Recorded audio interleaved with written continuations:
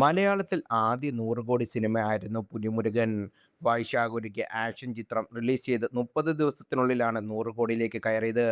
ഇപ്പോഴിതാ മലയാളത്തിലെ ഏറ്റവും കൂടുതൽ കളക്ഷൻ നേടിയ സിനിമകളുടെ ആദ്യ 10 സ്ഥാനത്ത് നിന്ന് പുലിമുരുകൻ പുറത്തായിരിക്കുകയാണ്. 100 കോടിയിലെത്തി 3518 ദിവസങ്ങൾക്ക് ശേഷമാണ് പുലിമുരുകൻ ആദ്യ 10ൽ നിന്ന് പുറത്തായത്.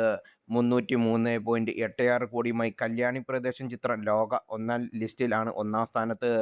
266.81 കോടിയുമായി മോഹൻലാൽ ചിത്രം എമ്പുരാനും 242.30 കോടിയുമായി മഞ്ഞുമൽ ബോയ്സ് എന്നീ സിനിമകളാണ് ആദ്യ 3 സ്ഥാനങ്ങളിൽ. ദൃശ്യം 3യുടെ വരവോടെയാണ് പുലിമുരുകൻ പുറത്തായത്. 141 കോടിയാണ് ദൃശ്യം 3 ഇതുവരെ കേരള ബോക്സ് ഓഫീസിൽ നിന്ന് നേടിയെടുത്തത്. ചിത്രം കേരളത്തിൽ നിന്ന് 200 കോടിയിലൂടെ നേടുമെന്നാണ് കണക്കുകൂട്ടൽ. വാഴ 2 234 കോടിയും തുടരും 234 കോടിയും 2018 180 കോടിയും ആടുജീവിതം 158.50 കോടിയും ആവേശം 156 കോടിയും സർവമായ 151 കോടി എന്നീ സിനിമകളാണ് ഈ ലിസ്റ്റിലുള്ള മറ്റ് ചിത്രങ്ങൾ. അതേസമയം ദൃശ്യം 3 ഉടൻ തന്നെ ലിസ്റ്റിലുള്ള മറ്റ് സിനിമകളെ മറികടക്കുമെന്നാണ് കണക്കുകൂട്ടൽ. ദൃശ്യം 3യുടെ ചരിത്ര നേട്ടം പ്രഖ്യാപിച്ചുകൊണ്ടുള്ള പ്രത്യേക പോസ്റ്റർ മോഹൻലാൽ പുറത്തുവിട്ടിരുന്നു. 13 വർഷമായി ഈ യാത്ര ഞങ്ങളോടൊപ്പം നയിച്ചതിന് നന്ദി.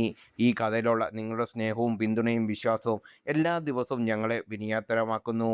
100 കോടി കളക്ഷൻ പോസ്റ്റർ പങ്കുവച്ചുകൊണ്ട് മോഹൻലാൽ പറഞ്ഞു.